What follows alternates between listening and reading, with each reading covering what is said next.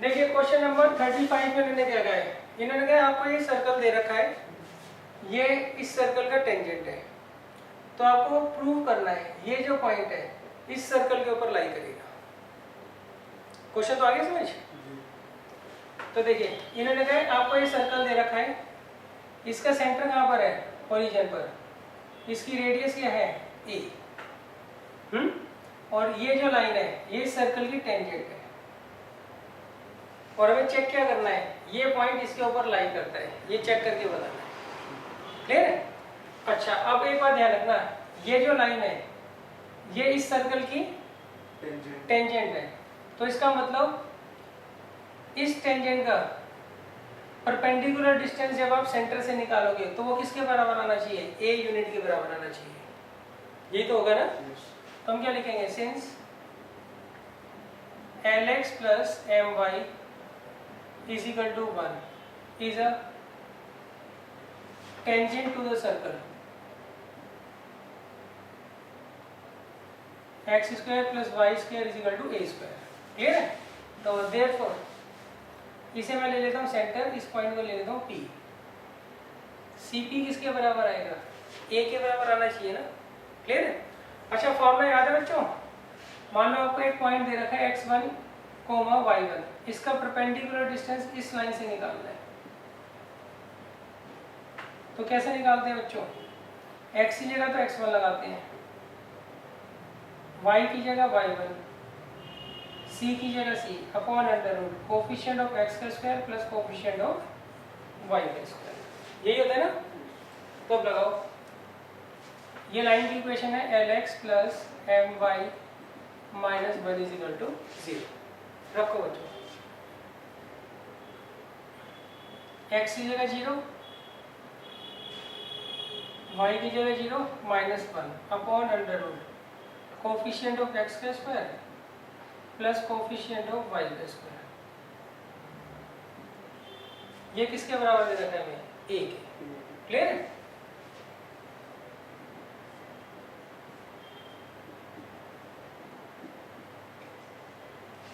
यहाँ तक अभी बात पे बच्चों, अब स्क्वायरिंग बोथ साइड,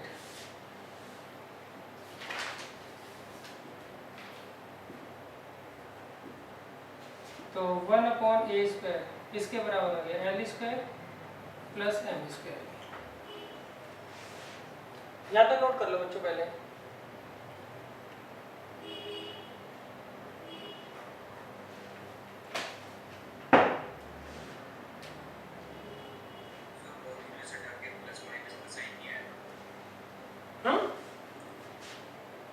नहीं ये तो न्यूमेरिकल नंबर है ना,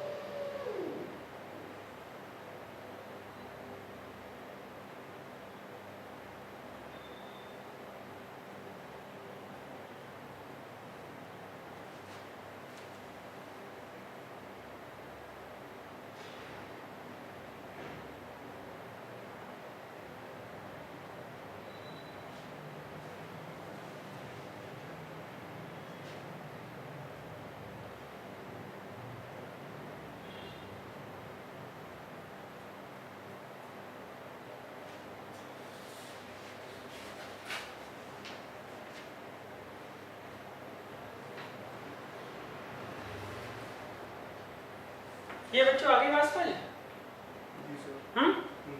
अच्छा अब देखो, अब हमें कैसे प्रूव करना है कि ये जो पॉइंट है इस पर लाई करते हैं कि नहीं करता, सही है? तो उसके लिए अगर मान लीजिए ये पॉइंट इस सर्कल के ऊपर लाई करता है तो इसको सेटिस्फाई भी तो करेगा। तो मैं क्या करूंगा, x का तो l लगा दूंगा और y की जगह क्या लगा दूंगा m। तो क्या आ जाएगा l square plus m square equal to a square. यहाँ पे l square plus m square की वैल्यू क्या आ रही है 1/a स्क्वायर। यहाँ पे l स्क्वायर और m स्क्वायर की वैल्यू क्या आ रही है a स्क्वायर। तो इसका मतलब क्या हुआ, ये पॉइंट जो है इस सर्कल के ऊपर लाई नहीं करता है। आगे बात समझ? ये बच्चों आई बात समझ नहीं आई? नहीं आई तो पूछ लेना, ये ना क्वेश्चन में गड़बड़ है। क्वेश्चन में ऊपर तो, अब ये अनसॉल्व्ड क्वेश्चन है, ऊपर तो लिखा है प्रूव करो, सही है? और आंसर में पीछे फॉल्स लिखा हुआ है। हाँ अरे वो क्या है, ये ना वो अनसॉल्व्ड क्वेश्चन है जो हमने नोट करे हुए ना किताब से। तो क्वेश्चन में तो लिख रखा है जी प्रूव करो, सही है, और नीचे फॉल्स लिखा है। तो ये असाइनमेंट में इन्होंने गलत ही लिखा हुआ है, ये लाइन नहीं करेगा। क्वेश्चन तो आ गया ना समझ? देखो भाई, हमने यहाँ से l स्क्वायर और m स्क्वायर की वैल्यू निकाल ली, क्या आ रही है 1/a स्क्वायर। अच्छा अब अगर मान लीजिए ये पॉइंट इस सर्कल के ऊपर लाई करता है तो उसको सेटिस्फाई करेगा। तो x की जगह मैंने l रख दिया, तो यहाँ कितना आ गया l स्क्वायर और यहाँ आ गया m स्क्वायर। ये किसके बराबर आ रहा है, a स्क्वायर के। अब देखो ये इसको कॉन्ट्रडिक्ट कर रहे हैं ना, सही? तो इस केस में एक ही चीज हो सकती है, या तो इसका टेंजेंट नहीं है या ये लाई नहीं करता।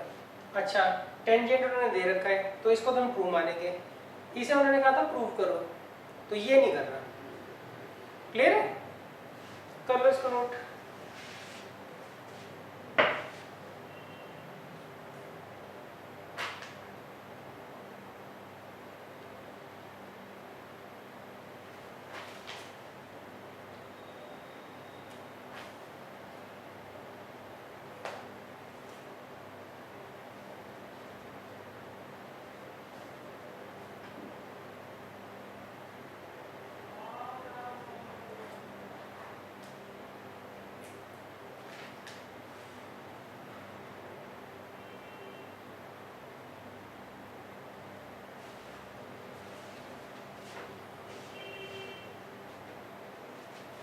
ज्यादा क्लियर है?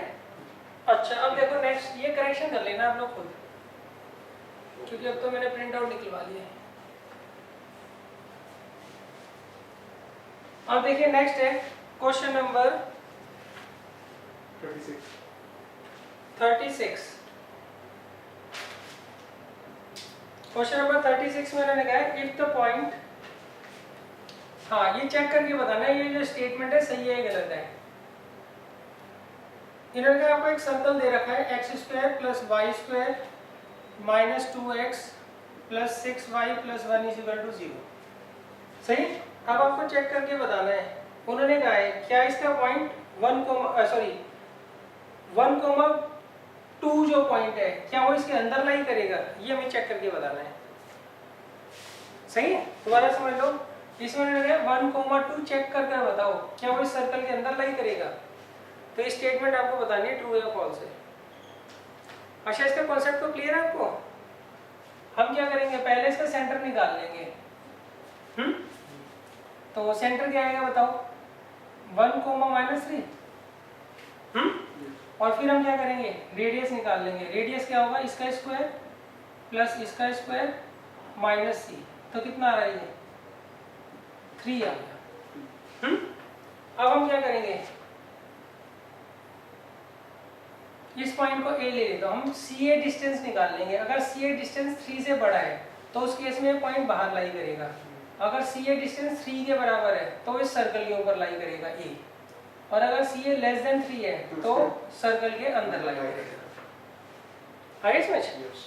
तो मैं CA निकाल देता हूँ, क्या होगा √x2 माइनस x1 का whole square plus y2 minus y1 का होल स्क्वायर। तो बाहर लाई करेगा बच्चों, सही है? R3 है। इसको ऐसे भी कर सकते हैं ना, x square plus y square is equal to 3 का स्क्वायर। क्या बताओ क्या कह रहे हो आप? जो हमारी एक और इक्वेशन होती है x square plus y square is equal to r square, उसमें पहले पुट करके भी चेक कर सकते हैं। ये इक्वेशन अलग है ना। हाँ बताता हूँ, शॉर्टकट भी बताता हूँ इसका।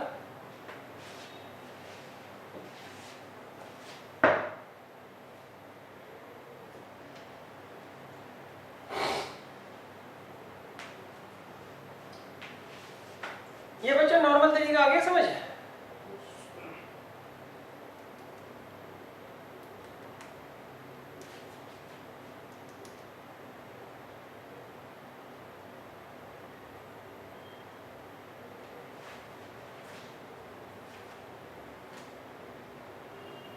अंशिका जी बेटा समझ आ गया क्वेश्चन? सर वो भी दे रखा है if the x1 y1 lies inside the circle। बताता हूँ, नहीं दिया हुआ मैंने hint.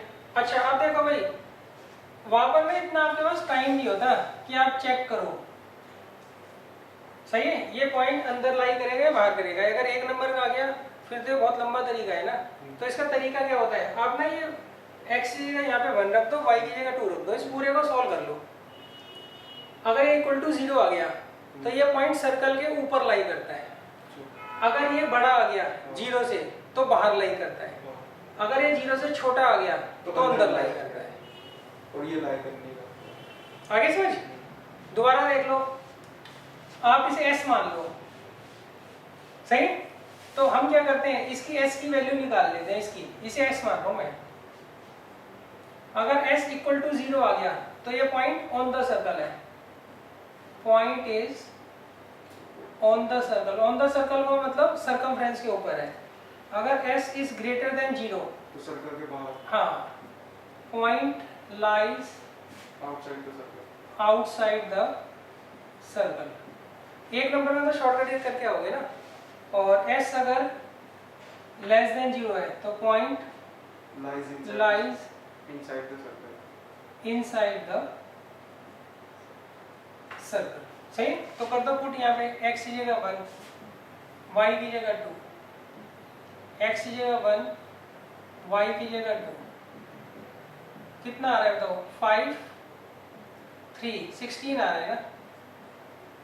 Therefore point lies outside the circle। Clear है? तो ऐसे ओरली भी कर सकते हो आप।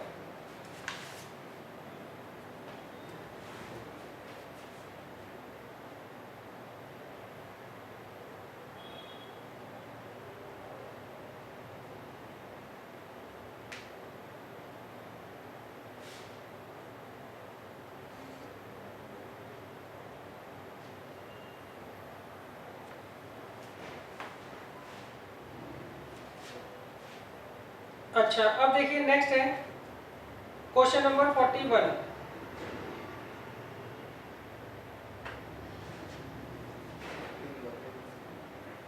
ये कर लिया आपने नोट?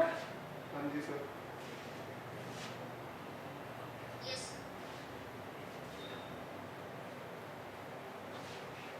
देखिए क्वेश्चन नंबर 41 में मैंने क्या कहा है, the equation of the circle having centre. आपको एक सर्कल की इक्वेशन निकालनी है जिसका सेंटर तो यहाँ पर है 3,-4 पर, और ये सर्कल इस लाइन को टच करता है। लाइन की इक्वेशन है 5x + 12y - 12 = 0। सही है? अच्छा इक्वेशन क्या होती है बताओ सर्कल की? x - h का whole square plus y - k का होल स्क्वायर = r²। कौन सा नंबर है बच्चों? 41। सही? अच्छा सेंटर तो आपको पता है 3,-4। अब रेडियस रह गया। रेडियस के लिए आप क्या करोगे बच्चों, ये एक लाइन है, इसका परपेंडिकुलर डिस्टेंस निकाल देंगे इस पॉइंट से, तो वो r होगा। सही है भाई? ये सेंटर है, सेंटर से आप एक परपेंडिकुलर ड्रॉ करो इस टेंजेंट के ऊपर, सही है? तो वो कहाँ पर जाकर टच करेगा, पॉइंट ऑफ कांटेक्ट पर जाकर टच करेगा। तो इस केस में ये जो डिस्टेंस है सी ए, ये रेडियस के बराबर होगा, और सी ए डिस्टेंस क्या है, परपेंडिकुलर डिस्टेंस है वो इस पॉइंट का इस लाइन से। तो आता ही निकालना आपको, क्या होता है बताओ, इसे हम x में लेते हैं, इसे y1, तो x की जगह तो मैं x में रखता हूँ और y की जगह क्या रखूंगा, y1, constant as it is upon under root coefficient of x का square plus coefficient of y का स्क्वायर। तो कितना आ गया, 50 माइनस 48 माइनस 12 अपॉन 30, कितना आएगा बताना बच्चों, 60, 45 बाई 30 आ गया। तो ये आ गया बच्चे इसका रेडियस।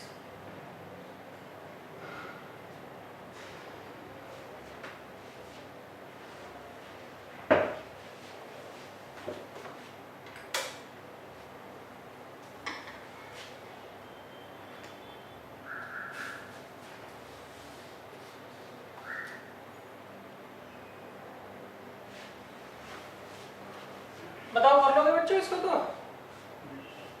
देखो इसमें आपको सर्कल की टेंजेंट दे रखी है, सर्कल का सेंटर दे रखा है, रेडियस मिसिंग है। तो रेडियस कैसे निकालोगे आप, ये जो सेंटर है इसका परपेंडिकुलर डिस्टेंस निकाल लो इस टेंजेंट से, इस लाइन से, वही क्या होगा, रेडियस होगा। क्लियर है। अब रखो इक्वेशन क्या होती है सर्कल की, x माइनस एच का whole square plus y minus k का whole square equal to r square. तो h के रख दो यहाँ पे, r रख दो 45 बाई 30।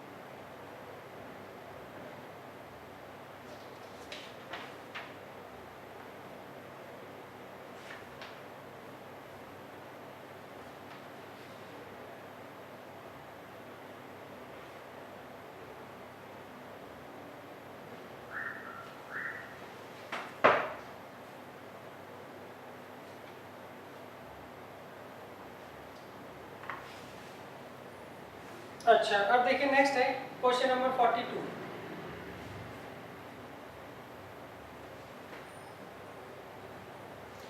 देखिए क्वेश्चन नंबर 42 करने से पहले ये बताओ,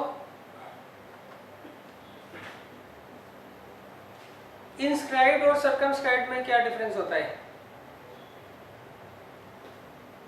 इंस्क्राइब्ड का मतलब होता है आपको अंदर की तरफ फिगर बनानी है, और सर्कमस्क्राइब्ड का मतलब क्या होता है, आपको बाहर की तरफ फिगर बनानी है। सही है। अभी मैंने कहा था equation of the circle circumscribing a triangle, आपको एक ऐसे सर्कल की इक्वेशन निकालनी है जो किसी ट्रायंगल को सर्कमस्क्राइब करता है। सही।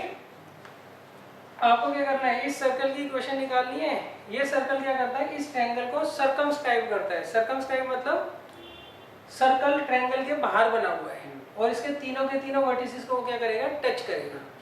क्लियर है। अच्छा नेक्स्ट उन्होंने क्या कहा है, नेक्स्ट उन्होंने कहा है ये जो ट्रायंगल है इसकी तीनों साइड्स की आपको इक्वेशन दे रखी है। पहली साइड दे रखी है y is equal to x plus 2, दूसरी दे रखी है 3y is equal to 4x, और थर्ड दे रखी है, ये फर्स्ट सेकंड और थर्ड, 2y is equal to 3x। Question आगे समझ बच्चों। और उन्होंने आपको एक ट्रायंगल दे रखा है, उसकी तीनों साइड्स दे रखी हैं। सही। इसको एक सर्कमस्क्राइब करता हुआ सर्कल हमें बनाना है, और उस सर्कल की क्या करनी है, इक्वेशन फाइंड आउट करनी है। बताओ बच्चों कौन हिंट देगा, कैसे होगा क्वेश्चन ये। सर जहाँ तक मुझे लग रहा है या तो एलिमिनेशन लगा सकते हैं।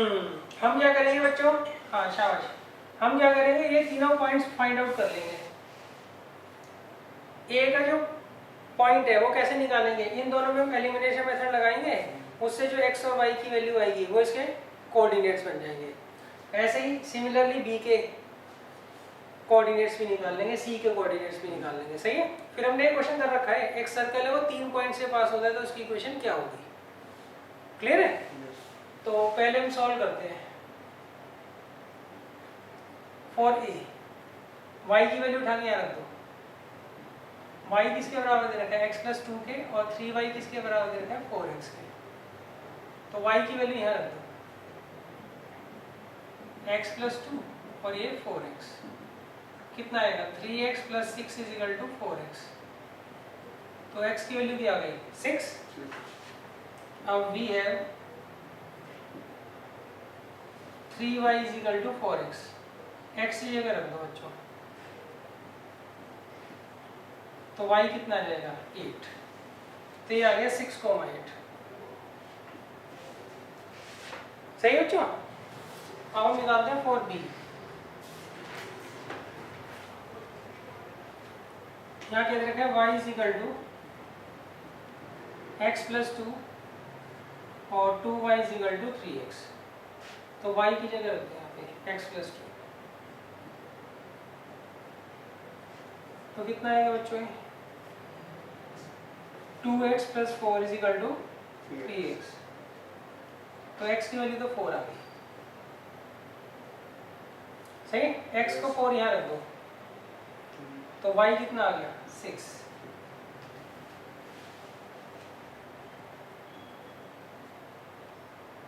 x को रख दिया 4, तो y आ गया 6।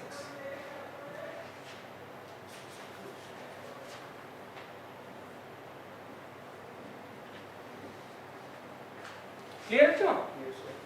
अब c के निकाल लो। c के भाई आप लोग बताओ, जब तक मैं देखता हूँ ये कौन सा क्वेश्चन था जिसमें सर्कल 3 पॉइंट से पास हो रहा था।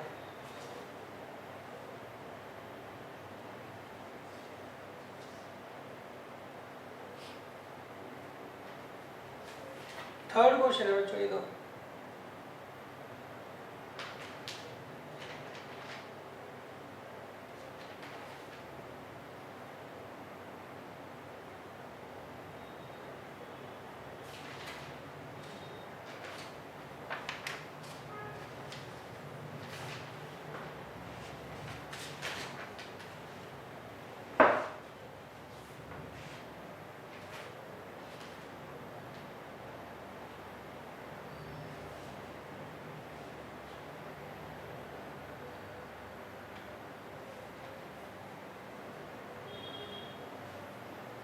सी बच्चों 0,0 आ रहा होगा, देख लो एक बारी।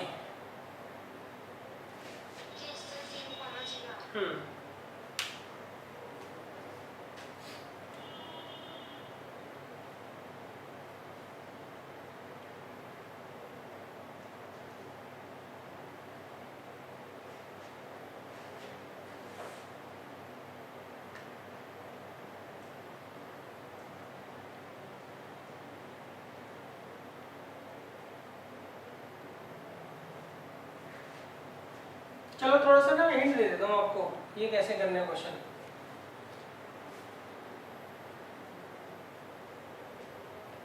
सबसे पहले देखिए जनरल इक्वेशन क्या होती है सर्कल की।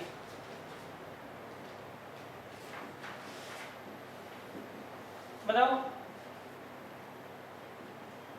जनरल इक्वेशन क्या होती है बच्चों, x² + y² + 2gx + 2fy + c = 0। यही तो होती है ना। अब देखो ये जो पॉइंट है इस सर्कल पर लाई करता है।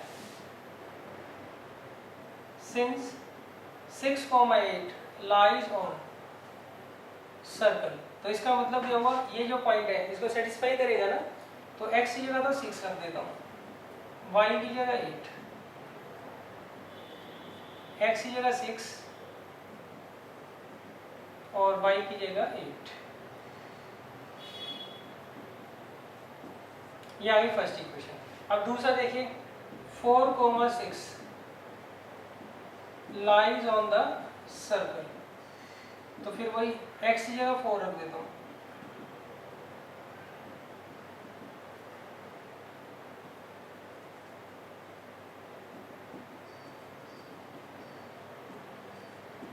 ये आ गई सेकंड इक्वेशन।